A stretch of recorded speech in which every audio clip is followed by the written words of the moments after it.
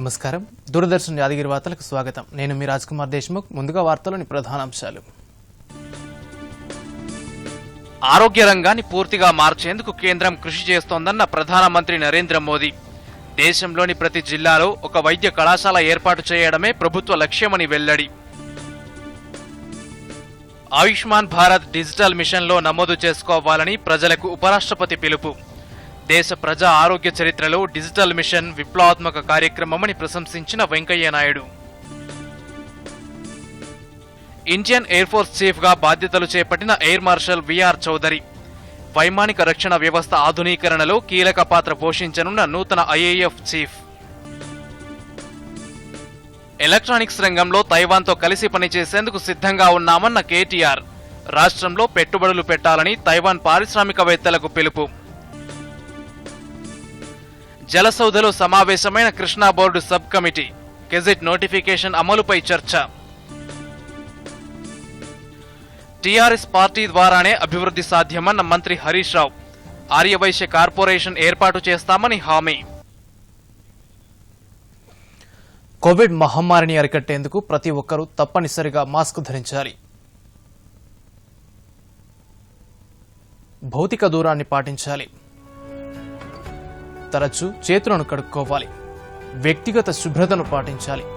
అర్హత ఉన్న వారందరూ తప్పనిసరిగా వ్యాక్సిన్ వేయించుకోవాలి.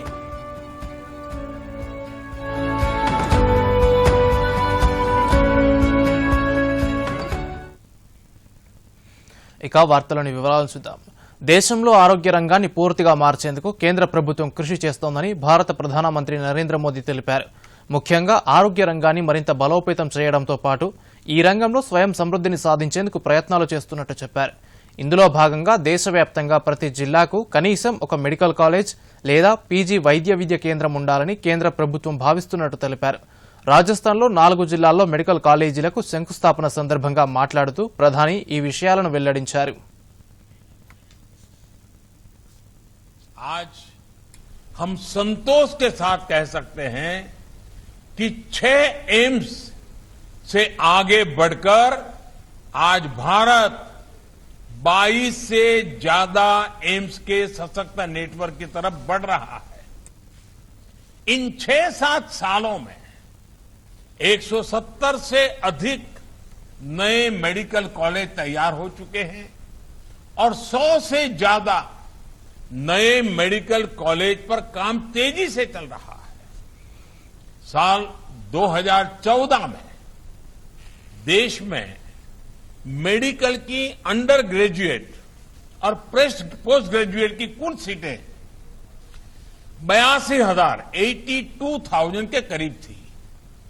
आज इनकी संख्या बढ़कर 1,40,000 सीट तक पहुंच रही है.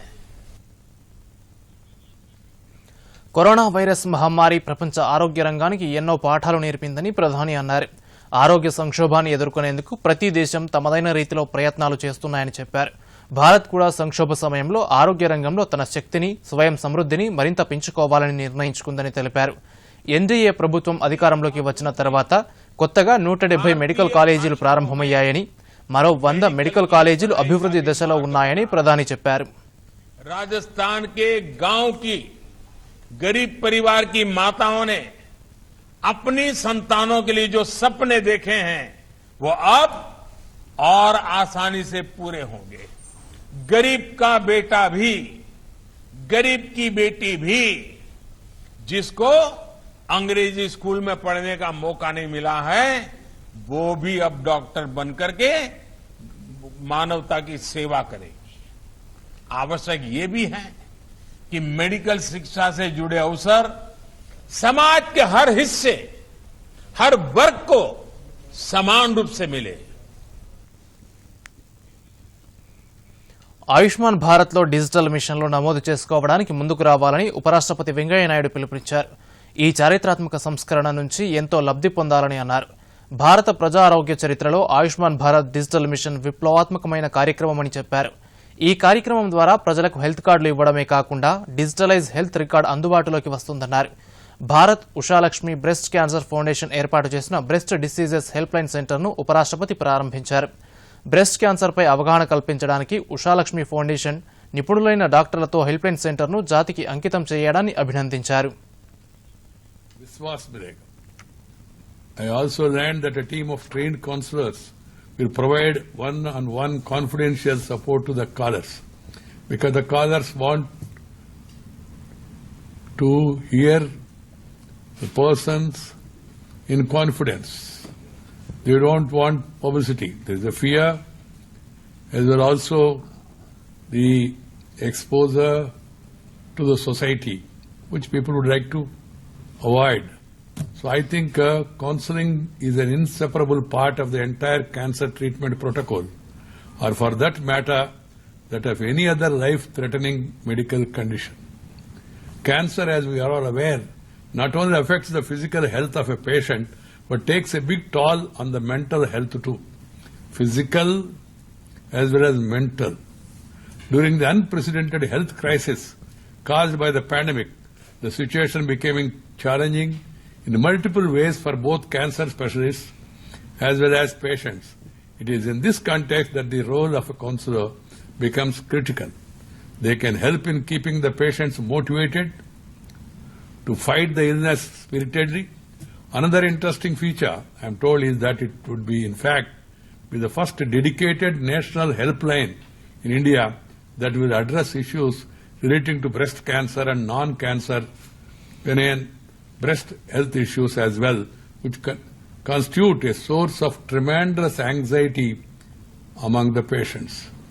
I am happy that helpline will cater to the concerns of the worried well, who think they might have cancer, but in fact they have only non-cancer breast health issues. I am told that the helpline will also have qualified dietitians to address the diet-related concerns of the patient. This is also an important aspect. I am happy that also is being covered. This is indeed a key component of cancer treatment, as chemotherapy can cause loss of appetite and taste. Having the support of dietitian can ensure the patients are aware of their nutritional needs. Air marshal Vivek Ram Chaudhari ఇవాళ Indian air force నూతన చీఫ్గా బాధ్యతలు స్వీకరించారు. ప్రస్తుతం వైమానిక దళ చీఫ్గా ఉన్న ఎయిర్ మార్షల్ ఆర్కేఎస్ భదౌరియా పదవీకాలం నేటితో ముగిసింది. ఆయన స్థానంలో వీఆర్ చౌదరి ఢిల్లీలోని వైమానిక దళం హెడ్ క్వార్టర్స్లో బాధ్యతలు చేపట్టారు. 1982లో ఐఏఎఫ్లో చేరిన వీఆర్ చౌదరి వైమానిక దళంలో ఎన్నో కీలక హోదాల్లో పనిచేశారు. ఫైటర్, శిక్షణ విమానాలను నడిపారు. 3800 గంటల ఫ్లయింగ్ అనుభవం ఉంది. యుద్ధరంగంతో పాటు హెడ్ క్వార్టర్స్లోనూ విధులు నిర్వర్తించారు. 1980 దశకంలో సియాచిన్ గ్లేసియర్ను ఆక్రమించే సమయంలో చేపట్టిన ఆపరేషన్ మేఘదూత్, కార్గిల్ యుద్ధ సమయంలో ఆపరేషన్ సఫేద్ సాగర్లోనూ చౌదరి పాల్గొన్నారు. చైనాతో ఉద్రిక్తత నెలకొన్న సమయంలో లడాక్ వద్ద ఇన్ఛార్జ్గా కూడా వ్యవహరించారు. వివేక్రామ్ చౌదరికి ఉన్న విశేష అనుభవాన్ని దృష్టిలో పెట్టుకుని భారత ప్రభుత్వం ఆయనను నూతన వాయుసేనాధిపతిగా నియమించింది. వైమానిక రక్షణ వ్యవస్థల ఆధునీకరణలో చౌదరి ముఖ్య పాత్ర పోషించనున్నారు. త్వరలో ఇండియా S-400 డిఫెన్స్ సిస్టమ్లను రష్యా నుంచి తీసుకురానుంది. యుద్ధ విమానాల ఆధునీకరణలోనూ వీఆర్ చౌదరి బాధ్యత తీసుకోనున్నారు. హైదరాబాద్ నుంచి మరో ఆణిముత్యం జాతీయ స్థాయిలో తన ప్రతిభా పాటవాలను చాటి చెప్పింది. తండ్రి ఉద్యోగరీత్యా ఎయిర్ మార్షల్ వివేక్రామ్ చౌదరి హైదరాబాద్ శివారులోని BHEL టౌన్షిప్లో 12వ తరగతి వరకు చదువుకున్నారు. ఈ సందర్భంగా వివేక్రామ్ చౌదరితో తమకున్న అనుబంధాన్ని ఆయన స్నేహితులు దూరదర్శన్తో పంచుకున్నారు. హైదరాబాద్ నుంచి మరో ఆణిముత్యం జాతీయ స్థాయిలో తన ప్రతిభా పాటవాలను చాటి చెప్పింది. BHEL హయ్యర్ సెకండరీ స్కూల్లో చదువుకున్న వీఆర్ చౌదరి ఏకంగా వైమానిక దళ అధిపతిగా బాధ్యతలు చేపట్టారు. దేశసేవ చేయాలన్న బలమైన కోరికతో 1982లో ఫైటర్ పైలట్గా వాయుసేనలో చేరిన చౌదరి ఎన్నో కీలక బాధ్యతలు నిర్వహించి నేడు అధిపతిగా ఎదిగారు. మాజీ మంత్రి, నల్గొండ పార్లమెంట్ సభ్యుడు, మాజీ IAF అధికారి కెప్టెన్ ఉత్తమ్ కుమార్ రెడ్డి మాట్లాడుతూ చౌదరి తనకు స్కూల్ ఫ్రెండే కాకుండా NDAలో బ్యాచ్మేట్, సర్వీస్లో కొలీగ్ అని తెలియజేశారు. ఎన్నో సంవత్సరాలు తామిద్దరం కలిసి ప్రయాణం చేశామన్నారు. Today I am happy to talk about my association with Air Marshal Vivek Chaudhary, who is a school friend and a childhood friend of mine. We were classmates in school for about 10 years. Then we went to the NDA, National Defence Academy entrance exam together. We went to the interview together to SSB Mysore, and we went to NDA together. We were batchmates. And after NDA, both of us were selected for the Air Force. We both went to Bidar together, then Elementary Flying School Bidar, then both went to Air Force Academy Dindigal together, and then both of us were commissioned together as fighter pilots, Air Force officers in the Air Force on 29 December 1982. Very happy that Vivek has been selected to head the Air Force and is taking charge on 1st October. PHEL లో general manager గా retired అయిన అశోక్ బరాద్ 10వ తరగతి వరకు వివేక్ చౌదరితో కలిసి చదువుకున్నారు. కొత్త IAF chief తో తనకున్న బంధాన్ని గుర్తు చేసుకున్నారు. Vivek Chaudhary is the Vice Chief of Air Staff of Indian Air Force. Earlier to this, he was the Commander-in-Chief of the Western Air Command, which looks after all the sensitive securities of the Indian Air Force in the sensitive Ladakh region as well as various other parts of North India. Vivek has overseen various operation deployment of the Indian Air Force in frontline bases, and he has also he has got around 3,800 of flying hours experience.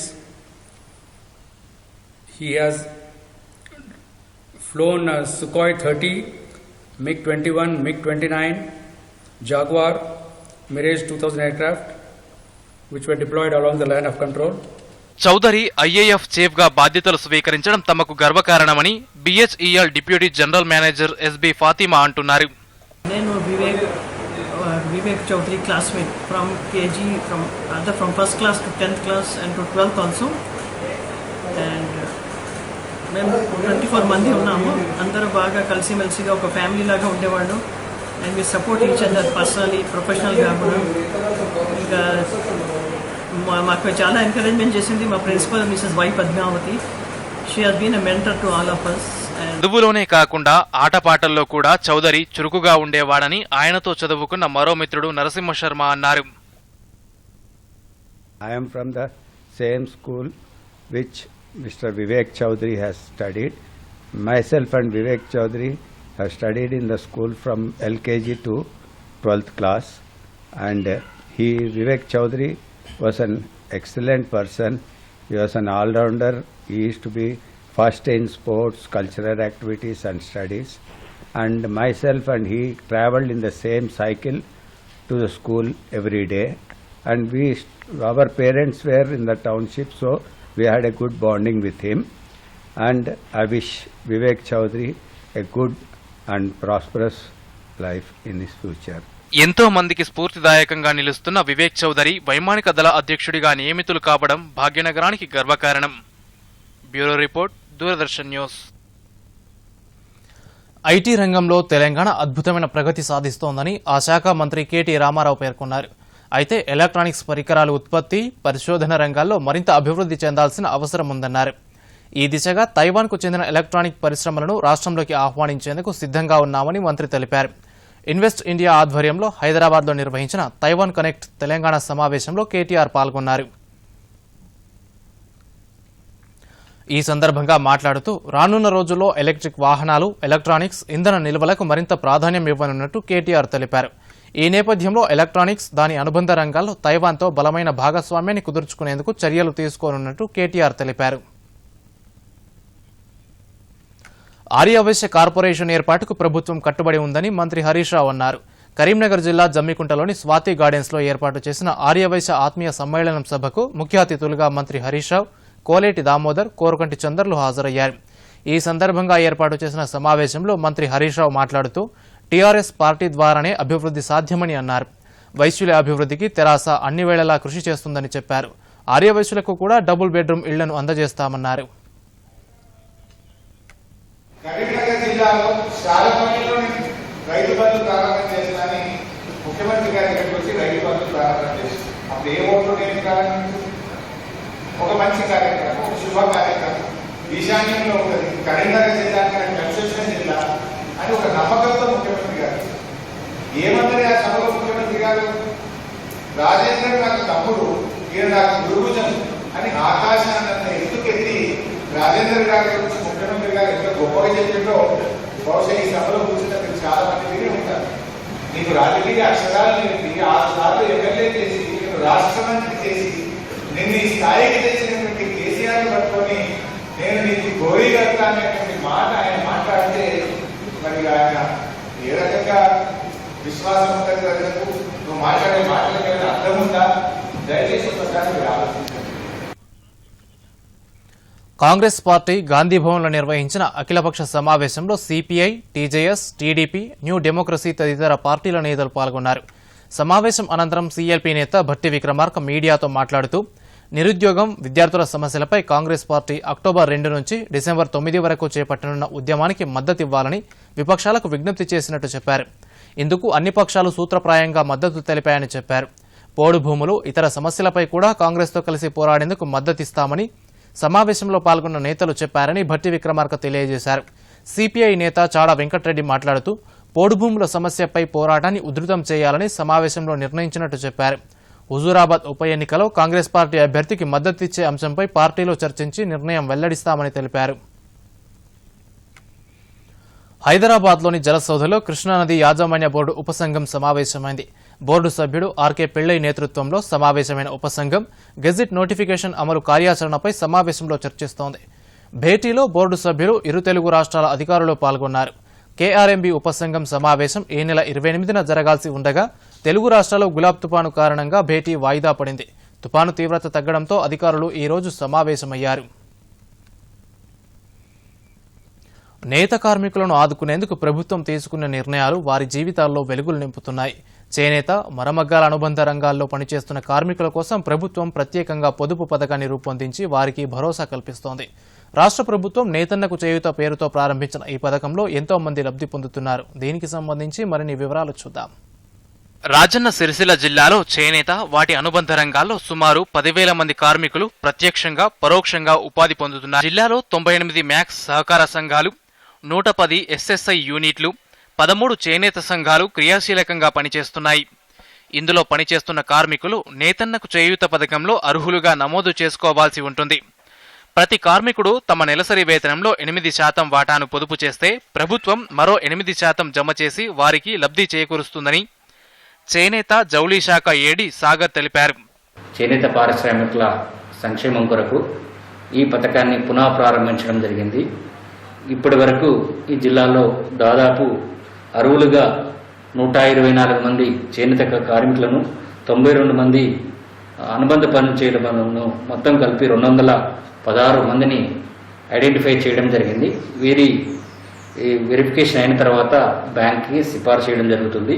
RD1, RD2 accounts open నిమిత్తము సిఫార్సు చేసిన తర్వాత వారి వారి ఖాతాలలో amounts RD2 జమ చేయడం జరుగుతుంది. అదేవిధంగా పవర్లూమ్ కార్మికులకు ఈ పథకాన్ని అతి త్వరలో ఇంప్లిమెంట్ చేయడం జరుగుతుందని తెలియజేస్తుంది. కరోనా సమయంలో నిలిపివేసిన ఈ పథకాన్ని తాజాగా తెలంగాణ ప్రభుత్వం పునః ప్రారంభించడంతో ఇప్పటి వరకు 216 మందిని అర్హులుగా గుర్తించారు. త్వరలో పవర్లూమ్ కార్మికులకు వర్తింపజేయనున్నారు. జియో ట్యాగింగ్ కలిగి ఉన్న ప్రతి కార్మికుడు ఈ పొదుపు పథకంలో అర్హులు. టీఎస్కో నుంచి వెళ్ళి పెట్టిన ఈ పథకము, చేనేత పథకము ఎన్ని రింపితే అంతకు 200 మా పేరు మీద రింపడానికి ప్రభుత్వం ఈ మంచి పథకం ఏర్పాటు చేసింది. రాష్ట్ర ప్రభుత్వం ప్రవేశపెట్టిన ఈ పొదుపు పథకం ద్వారా మాకెంతో లాభం జరుగుతుందని నేత కార్మికులు చెబుతున్నారు. ఇంతవరకు నేను 300 కట్టిన 10,000 అయితే మాకు 20,000 ఇచ్చేది వాళ్ళు, మాకు 10,000 వాళ్ళు 20,000 30,000 మాకు ఇచ్చేది. మాకు సంతోషమైంది. ఇప్పుడు మళ్ళీ అదే పథకం కట్టమని మాకు మంజూరైంది. మళ్ళీ నేను కడతాను. మాకు చాలా మంచిది. ఉపాధి లేని సమయంలో ఈ డబ్బులు తమకు ఎంతో ఉపయోగపడుతున్నాయని ఆనందం వ్యక్తం చేస్తున్నారు. Bureau report, Doordarshan news. Huzurabad assembly నియోజకవర్గ ఉప ఎన్నికలో భాగంగా బీజేపీ అభ్యర్థి ఈటల రాజేందర్ హుజూరాబాద్ మండలంలోని పలు గ్రామాల్లో ప్రచారం నిర్వహించారు. ఈ సందర్భంగా ఈటల మాట్లాడుతూ దళిత బంధు పథకాన్ని అందరికీ వర్తింపజేయాలని డిమాండ్ చేశారు. తాను రాజీనామా చేస్తేనే హుజూరాబాద్కు చాలా వచ్చాయని, గెలిస్తే ఇంకెన్ని పథకాలు వస్తాయో ఆలోచించాలని ప్రజలను కోరారు. అంతకుముందు సిరిసపల్లిలో సభలో మాట్లాడిన రాజేందర్ తాను పేదల గొంతుకనని, తనను గెలిపించాలని ప్రజలకు విజ్ఞప్తి చేశారు. వచ్చే నెల 2వ తేదీ నుంచి బతుకమ్మ చీరల పంపిణీకి రంగం సిద్ధమైంది. ప్రతి ఏటా దసరా పండుగకు ముందు జరిగే బతుకమ్మ ఉత్సవాల్లో పేద ఆడపడుచులకు ప్రభుత్వం బతుకమ్మ చీరలను అందజేస్తోంది. ఈ సంవత్సరం 20 విభిన్న రంగులతో 30 డిజైన్లలో చీరలను ఆకర్షణీయంగా తయారు చేయించారు. మొత్తం 810 రకాల చీరలను జరీ అంచులతో నేయించారు. ఇప్పటికే ఆయా జిల్లాల గోదాంలకు చీరల తరలింపు పూర్తయింది. గ్రామ, వార్డు స్థాయి కమిటీల ద్వారా అక్టోబర్ 2 నుంచి చీరలు పంపిణీ చేస్తారు. హైదరాబాద్ దూరదర్శన్ కేంద్రంలో అసిస్టెంట్ ఇంజనీర్గా పనిచేస్తున్న ఏ రమేష్ ఈరోజు పదవీ విరమణ చేశారు. 1984లో ఇంజనీర్ అసిస్టెంట్గా దూరదర్శన్లో చేరిన రమేష్ 37 ఏళ్ల పాటు వివిధ హోదాలలో పనిచేశారు. సీనియర్ ఇంజనీరింగ్ అసిస్టెంట్గా రాయచూరులోను, అసిస్టెంట్ ఇంజనీర్గా మెదక్, గౌహతి, హైదరాబాద్లో పనిచేశారు. రమేష్ పదవీ విరమణ సందర్భంగా ఈ సాయంత్రం దూరదర్శన్ కేంద్రంలో జరిగిన కార్యక్రమంలో deputy director general engineering TS Ramakrishna, programme head M Baburao, ఇతర అధికారులు, సిబ్బంది పాల్గొని ప్రసంగించారు. రమేష్ సేవలను కొనియాడారు.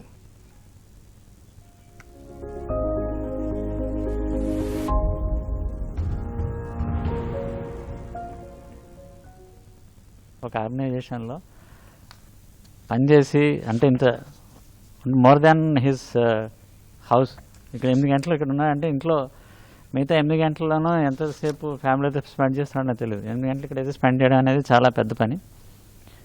So you people have to refresh his memories and then send him. Technology changes తోటి, బిజినెస్ మోడల్ చేంజెస్ తోటి చాలా విషయాలు చేంజ్ అవుతుంటాయి. లాస్ట్ టైం కూడా నేను చెప్పాను ఒక విషయం ఇట్లానే.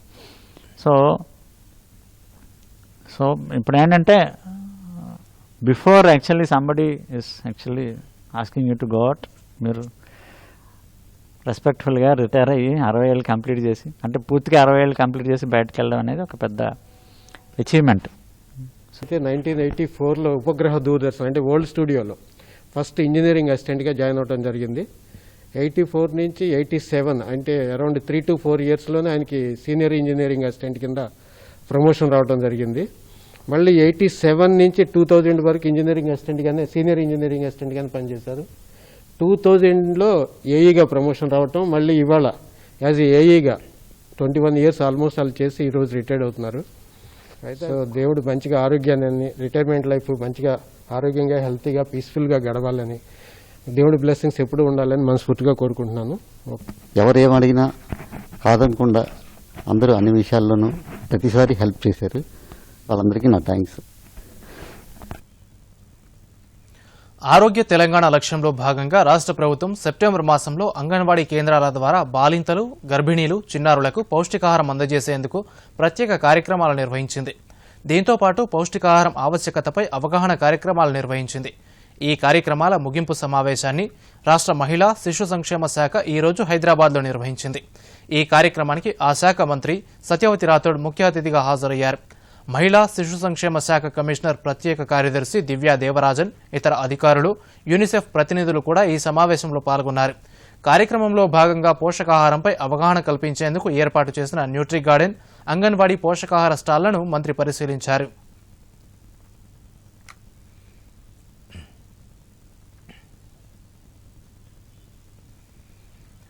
భావి భారతావనిని ఆరోగ్య భారతావనిగా తీర్చిదిద్దాలనే సంకల్పంతో పోషణ్ అభియాన్ కార్యక్రమాన్ని కేంద్ర ప్రభుత్వం అమలు చేస్తోంది. గర్భిణీలు, బాలింతలతో పాటు 3 ఏళ్లలోపు వయసు చిన్నారులకు అవసరమైన పౌష్టికాహారాన్ని అందించడమే ఈ పథకం ప్రధాన లక్ష్యం. పోషణ్ అభియాన్లో భాగంగా పోషణ మాసోత్సవాలను దేశవ్యాప్తంగా నిర్వహిస్తున్నారు. మేడ్చల్, మల్కాజ్గిరి జిల్లాలో పోషణ్ మాసోత్సవాలపై మరిన్ని వివరాలు చూద్దాం. మేడ్చల్, మల్కాజ్గిరి జిల్లా మూడుచింతలపల్లి మండల కేంద్రంలో పోషణ మాసోత్సవాలు కార్యక్రమాలను వేడుకగా నిర్వహిస్తున్నారు. ఈ కార్యక్రమంలో భాగంగా పిల్లలకు అన్నప్రాసన, అక్షరాభ్యాసం, పుట్టినరోజు వేడుకలు నిర్వహించారు. తల్లులకు, పిల్లలకు అవసరమైన పౌష్టికాహారం తీసుకునేందుకు అవసరమైన కాయగూరలు, గింజ ధాన్యాలు, పండ్లు, పిండి వంటకాలు కూడా చేసి ప్రదర్శన నిర్వహించారు. తద్వారా ఈ కార్యక్రమంలో పాల్గొన్న గర్భిణీలకు తాము తీసుకోవాల్సిన పౌష్టికాహారంపై అవగాహన కల్పించారు. వారితో పాటు వారి పిల్లలకు ఎన్ని నెలలకు ఎటువంటి ఆహారం అందించాలో సైతం వివరించారు. ఈ మండల స్థాయిలో ఈరోజు ఎంసీపల్లి మండలంలో మేము నిర్వహించుకున్నామండి. మేము ఇందులో భాగంగా మేము 1వ తారీఖు నుంచి ఇప్పటి వరకు మేము గర్భిణీ స్త్రీలకు బరువులు తీయటము, చిన్నపిల్లలకు బరువులు తీయటం, హైట్ వెయిట్ తీసి ఎవరైతే తక్కువ శామ్యంలో ఉన్నారో వారికి సూపర్వైజరీ ఫీడింగ్ ఇవ్వడం జరిగిందండి. 1000 days గురించి మేము వాళ్ళకి అవగాహన కల్పించినామండి. మేము ఇచ్చే ఆహారం బాలామృతము మరియు ఆ ఎగ్స్ వాటి గురించి ఇక్కడ అవగాహన కల్పించడం జరిగిందండి. పోషకాహారం లోపం వల్ల వచ్చే నష్టాలు, వాటి లాభాల గురించి వివరించడం జరిగింది. ఈ కార్యక్రమంలో మూడుచింతలపల్లి, లింగాపూర్ తాండా గ్రామాలకు చెందిన గర్భిణీలు, బాలింతలు, పిల్లలు పాల్గొన్నారు.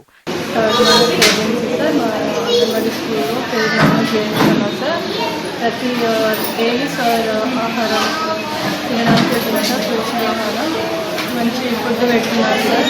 మంత్లీ గవర్నమెంట్ హాస్పిటల్కి చెకప్ చేస్తున్నారు సార్. డైలీ వెయిట్ అది అన్నీ చూసుకుంటున్నారు సార్. కార్యక్రమంలో ముందుగా మండల ఎంపీపీ హారిక మురళీగౌడ్ అన్నప్రాసన కార్యక్రమం ప్రారంభించారు. అనంతరం గ్రామ సర్పంచ్ రవి పిల్లలతో అక్షరాభ్యాసం చేయించారు. అలాగే ఓ చిన్నారికి పుట్టినరోజు వేడుకలు నిర్వహించారు. బాబుకి డైలీ అన్నము, రోజుకొక పప్పు, కూర అట్లా పెడుతున్నారు.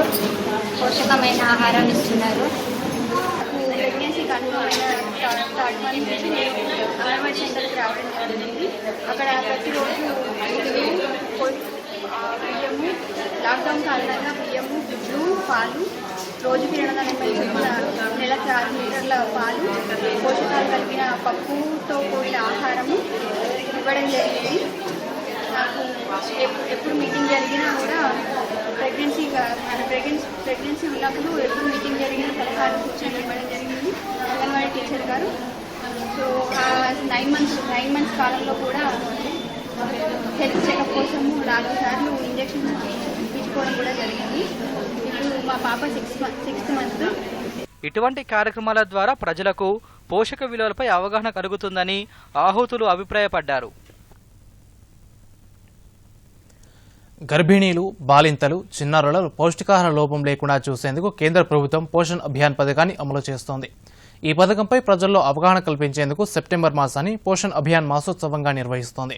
వనపర్తి జిల్లాలో పోషణ్ మాసోత్సవాలపై దూరదర్శన్ రిపోర్ట్.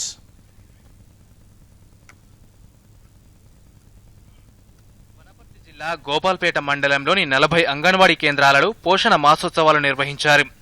మండల కేంద్రంలో కూడా పౌష్టికాహార ఆవశ్యకత గురించి ప్రత్యేక కార్యక్రమాన్ని ఏర్పాటు చేశారు. ఈ కార్యక్రమాన్ని వనపర్తి జిల్లా పరిషత్ చైర్మన్ లోకనాథ్ రెడ్డి జ్యోతి ప్రజ్వలన చేసి ప్రారంభించారు. వివిధ అంగన్వాడీ కేంద్రాల టీచర్లు ప్రభుత్వం అందిస్తున్న ఆహార పదార్థాలతో పాటు స్థానికంగా లభ్యమవుతున్న పోషకాహార పదార్థాలను తయారు చేసి ప్రదర్శించారు. ఓ చిన్నారిని పోషణ మాతగా కూరగాయలతో అలంకరించారు. గర్భిణీ స్త్రీలకు శ్రీమంతాలు నిర్వహించారు. ఈ సందర్భంగా అవగాహన కార్యక్రమాల గురించి అంగన్వాడీ టీచర్లు దూరదర్శన్కు వివరించారు.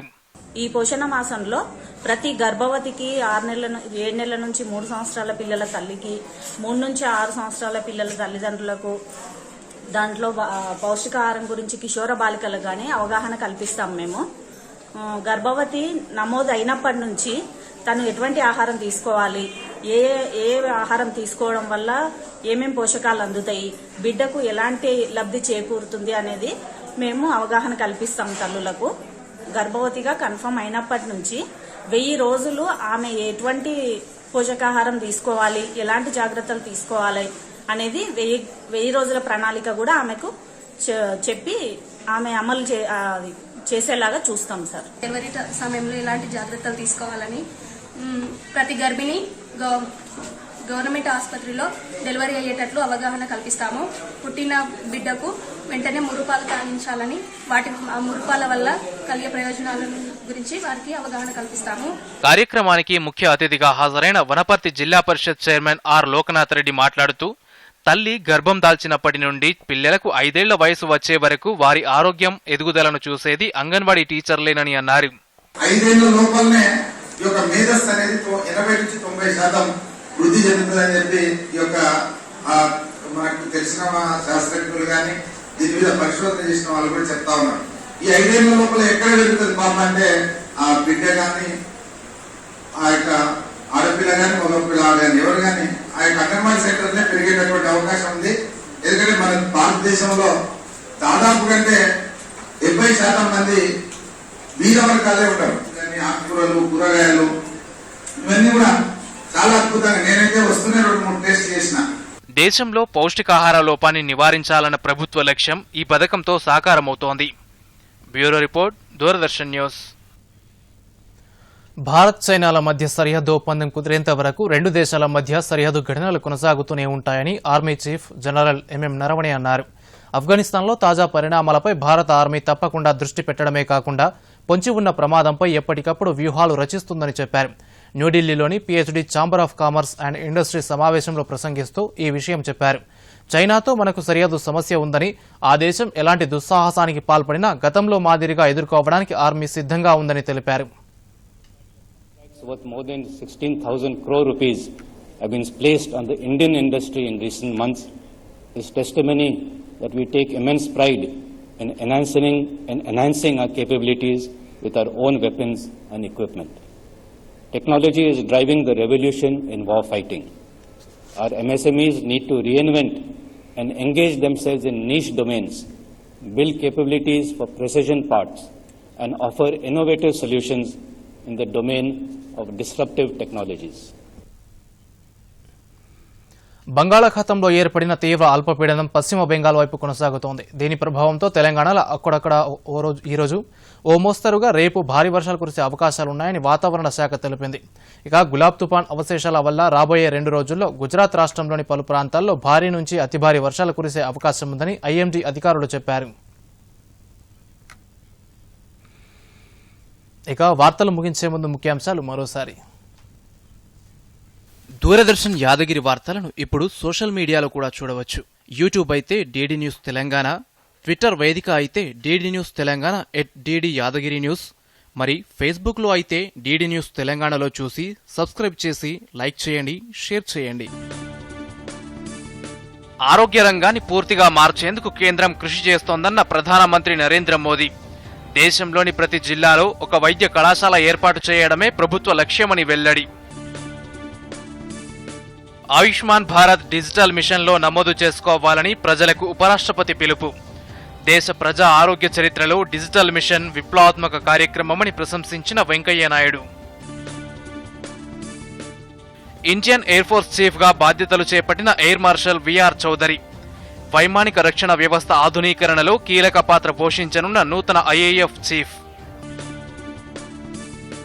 ఎలక్ట్రానిక్స్ రంగంలో తైవాన్తో కలిసి పనిచేసేందుకు సిద్ధంగా ఉన్నామన్న KTR. రాష్ట్రంలో పెట్టుబడులు పెట్టాలని తైవాన్ పారిశ్రామికవేత్తలకు పిలుపు. జలసౌధలో సమావేశమైన Krishna board sub committee. Gazette notification అమలుపై చర్చ. TRS పార్టీ ద్వారానే అభివృద్ధి సాధ్యమన్న మంత్రి హరీష్ రావు. ఆర్యవైశ్య కార్పొరేషన్ ఏర్పాటు చేస్తామని హామీ.